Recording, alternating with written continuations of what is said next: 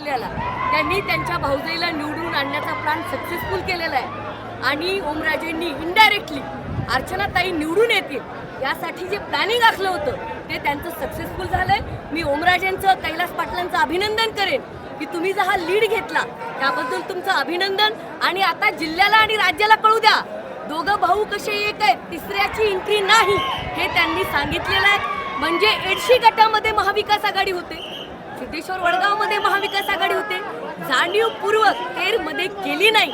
भाऊजाईला कुठेतरी अर्चना पाटलांना निवडून आणण्यासाठी ओमराजेंनी कैलास पाटलांनी चांगली मदत केली, त्यांचं अभिनंदन। आणि दुसरी गोष्ट अत्यंत दुःखाने मला महाराष्ट्राला सांगायचं, ज्या पद्धतीने मराठा ओबीसी लावला गेला, वाद लावला गेला आणि बाकीच्या वोटर्सला जी दमदाटी झालेली आहे भाजपाच्या अर्चना पाटलांकडनं ती सुद्धा, आणि पैशाच्या कोटीमध्ये पाऊस प्रत्येक गल्लीमध्ये, मी तर म्हणेन तेर गावचे प्रत्येक सीसीटीव्ही रात्री 12च्या नंतर चेक व्हावे, करोडो रुपयाची वाटप स्वतः अर्चना पाटील आणि त्यांच्या कार्यकर्त्यांनी केलं।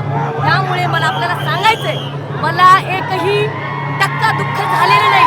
एक शेतकरी मुलगी म्हणून प्रचंड लढले, लोकांनी साथ दिली, गोरगरीब जनतेने साथ दिली, परंतु आज मी सांगू इच्छिते की या महाराष्ट्रामध्ये, या जिल्ह्यामध्ये मराठा ओबीसी करून शिवसेना असेल, बीजेपी असेल, त्यांनी काय चालवलं, सोशल मीडियावर त्यांच्या कार्यकर्त्यांनी काय चालवलं हे सगळ्यांनी बघितलंय। तरीही मला सांगायचंय की मी हरलेली नाही।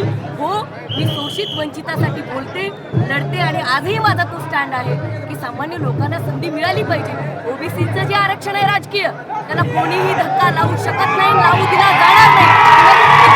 पण ओमराजेंचा अभिनंदन।